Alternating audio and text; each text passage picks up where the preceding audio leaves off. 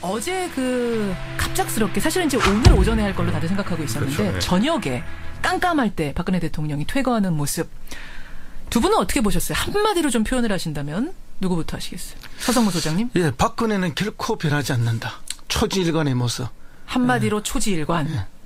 이준석 위원장. 진짜 딱 떠오르는 느낌이 이쯤 되면 진짜 막 하자는 거지요 라는 생각이 들 정도로. 막 하자는 거지요. 약간 사실 지지층도 그렇고요. 국민 전반을 어떤 보듬는 어떤 행동과 메시지가 나올 것으로 기대했지만은 그렇게 되지 않았죠.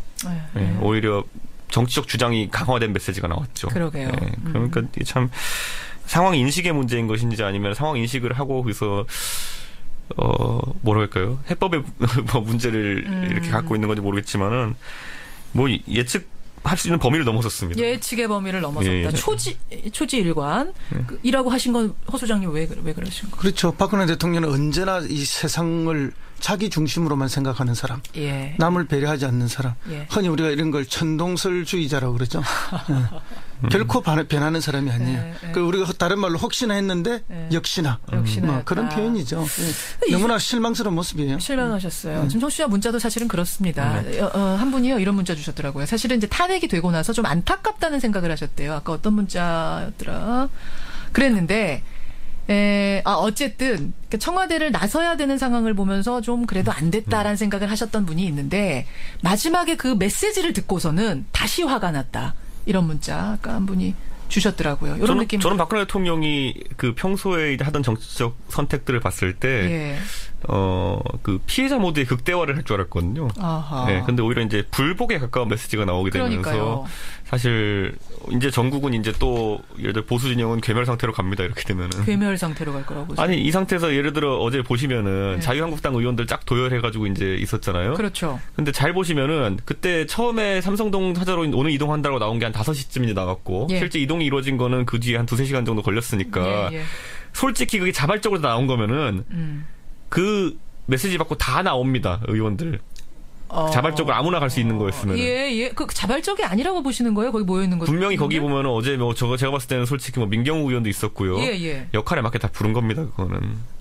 부른 거라고 보세요? 찍어서? 그렇게 하지 않았다면 거기에 예를 들어 제가 솔직히 말씀드리면은 어제 퇴임한다는 것이 일찍 알려졌던 것도 아니고 5시쯤 이렇게 알려졌는데 몇백 명의 지지자가 모인다는 것도 쉽지 않고요. 아까 조홍천 의원하고 같은 말씀하시네. 그러니까 연락이 갔을 거라고 보시는 거예요. 그렇죠. 미리 지지자들한테. 그리고 의원들 같은 경우에는 거기서 솔직히 가고 싶으면 더 가고 싶은 친박들이 있었을 겁니다. 있겠죠. 예를 들어 우리가 알고 있는 그 핵심 골수 분들, 진박이라고 불리는 진박이라는 분들. 그런데 못 간 분들이 계시죠 지금 보면은. 그러네요. 그리고 그분들이 공교롭게도 최근에 이제 탄핵 정국에서 좀 이런 표현 좀 그렇지만 애매한 스탠스를 취했던 분들은 또 못 갔습니다. 그러니까 이거는 그러니까 어제 그 멤버들로 인해 가지고 또 이제 서열이 한번 나눠진 겁니다. 서열이 한번 또 나눠진 우리 거다. 익히 알고 있지만 친박이라는 집단은 처음에 굉장히 거대한 그러니까 19대 때도 보면은 국회의원 전원으로 시작했다가 마지막에는 결국에는 아주 적은 소수의 한 20-30명 정도로 분화를 했거든요.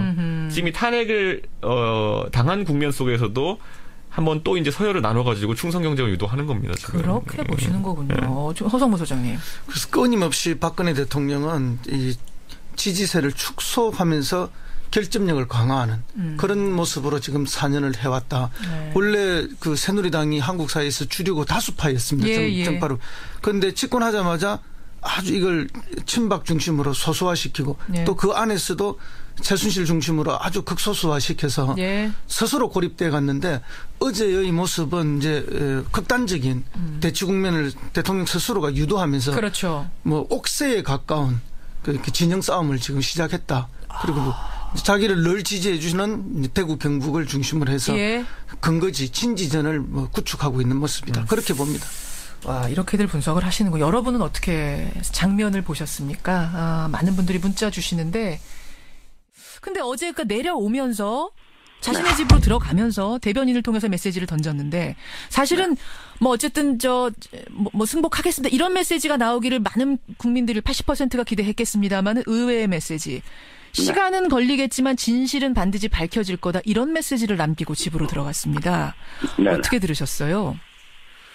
참 대통령께서 이 헌법재판소 탄핵 심판 최후 진술에 그렇게 말씀하셨죠. 앞으로 뭐 어떤 상황이 오든지 우리 대한민국과 국민을 위해 가지고 예. 혼란을 조속히 극복하는 일에 최선을 다하겠다. 이런 말씀을 그때 서면 진술서에 했습니다. 하셨어요. 예. 그래서 저는 3명의 그 친박 집회 참가자가 사망을 한 그런 상황이고, 그렇죠. 또 이런 극단적인 혼란이 언제까지 지속될지 모르는 그런 상황에서 예. 그래도 국민 통합에 도움이 되는 말씀을 하실 거 아닌가라고 일말에 기대를 했었는데, 예. 참, 예, 많이 놀랐습니다. 놀라셨어요. 예. 아마 저 자신의 지지자들에 대해서 감사하다. 그러니까 전체 국민이 아니고요. 믿고 따라준 국민들한테 감사하다. 지지자들에게 감사하다. 예, 감사하다 하셨고 또 시간은 걸리겠지만 진실은 밝혀진다. 예. 이거는 삼성동 사저를 진지로 해서 끝까지 농성하고 투쟁하겠다. 또 검찰 수사에 적극적으로 응할 의사가 없다. 그러니까 지지층의 결집과 골기를 촉구하는 걸로밖에 이해를 할 수가 없습니다. 지지자 3명이 사망했고 혼란 상황이 계속되는데 오히려 그것을 부추기고 더 불복의 상황을 이어가달라라는 메시지처럼 들리셔서 우려스러우셨습니까? 네네. 왜냐하면은 어저께 사실 박 전 대통령이 퇴거를 한다는 소식이 언론을 통해서 전해진 거는 오후 늦게였습니다. 그렇죠. 예. 근데 수백 명의 지지자들이 아침부터 그 사저 앞에서 태극기를 들고 어떻게 보면 박 전 대통령의 사저 귀환을 기다리는 듯한 그런 모습을 계속 나왔어요. 예. 그러니까 언론도 모르는 그런 연락을 받고 지지자들이 거기서 대기를 한 것 아닌가. 네네. 정말 언론도 몰랐거든요. 언론도 네네. 몰랐는데 지지자들은 뭔가 연락을 받고 대기를 한 게 아닌가? 네네. 그 말씀은 그럼 어떻게 해석하시는 거예요? 그러니까 어버이 연합을 지원하고 한 걸로 의심을 받는 예. 허연준 행정관. 예. 뭐 이런 분들이 SNS 활동을 보면은 지지자들 향해 가지고 계속 메시지를 보내고 있고, 뭐, 저희에게는 아직도 12척의 배가 남아 있습니다. 이런 SNS를 올린 걸로 봐서는, 예. 친박 집회 주도자들과는 일정 연결고리가 있는 걸로 그렇게 생각이 됩니다. 그래서, 사실은 그 짧은 시간 안에 그렇게 많이 모여서 환호하기는 쉽지 않았을 텐데. 그리고, 40일 동안, 향후 40일 동안 삼성동 사저 앞에서 집회 신고를 한 걸로 지금 밝혀지고 있거든요. 그렇죠. 그럼 40일 동안 사저 골목 앞에서 태극기를 흔들고 모여 있으면 검찰이 압수영장을 들고 가서 혹은 체포영장을 들고 가서 집행을 하려고 하더라도 상당한 곤란이 있지 않겠습니까? 체포를 하려고 해도 상당히 곤란할 것이다.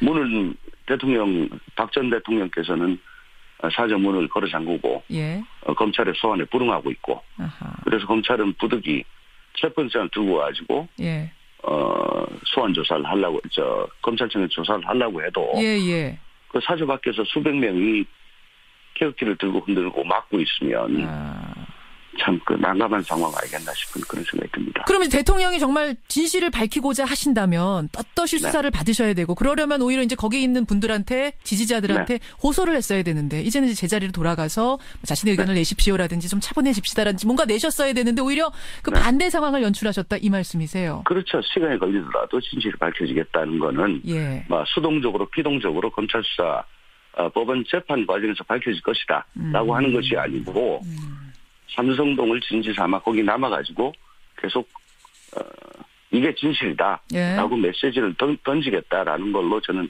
읽혔습니다. 그러니까 순순히 응하지 않겠다 검찰 조사 그런 메시지로 읽으셨어요. 그러면 파면 후에 지금 56시간 만에 퇴거를 한 거였거든요. 관저에서 나간 것이. 이걸 놓고도 여러 가지 의견이 분분합니다. 이거 기각될 걸 확신했기 때문에 준비를 전혀 안 해서 그런 거다라는 해석도 있고 삼성동 사저의 수리가 늦어져서 그런 거다라는 얘기도 있고 이거는 왜 이렇게 늦어졌다고 생각하세요? 청와대에 계셨던 분으로서. 국민의 80%가 탄핵이 인용될 것이라고 예상을 하는 그런 상황이었습니다. 그래서 객관적으로 보면 탄핵이 인용될 가능성이 높다고 볼 때 참모들로서는 마땅히 지금 이런 객관적인 상황을 보고하고 이럴 경우에는 어떻게 해야 됩니다. 즉 플랜 B를 마련을 했어야죠. 예. 그런데 아마 한광욱 비서실장을 비롯한 참모들이 그런 객관적인 상황을 보고 할 수 없었거나 아하. 더 나아가 삼성동으로 돌아가셔야 될지도 모릅니다. 그러니까 빨리 도배도 하고 예. 보일러 수리도 하고 예. 이런 말씀은 도저히 드릴 수 없었던 그런 상황이어서 아이고 괜찮답니다. 뭐 기각될 거랍니다. 예. 이런 좋은 얘기만 계속 했던 걸로 그렇게 읽으십니다. 아까 벌거벗은 임금리란 표현 쓰셨는데 결국은 네. 누군가 그 얘기를 제대로 해줘야 되는데 그걸 용감하게 용기 있게 할 사람이 없었단 말씀이세요? 청와대 아무도 없었단 말씀이세요? 예, 4년 내내 그랬고요. 청와대뿐만 아니고 내각도 그랬습니다. 지금도 그럴 거고요. 그래서 제가 벌거벗은 임금님이라고 말씀을 드린 겁니다. 벌거벗은 임금님을 보고 지금 벗으셨어요. 빨리 옷 입으셔야 됩니다라고 자신 있게 말할 사실을 네. 말해줄 사람이 그렇게 하나도 없습니까? 예, 그렇습니다. 그렇군요. 이 정부는 그걸 얘기하면 영린에 걸려가지고 예. 국힘문란 사범이 되거나 뭐 한직으로 밀려나거나 예. 그렇게 불이익을 받습니다. 그렇군요.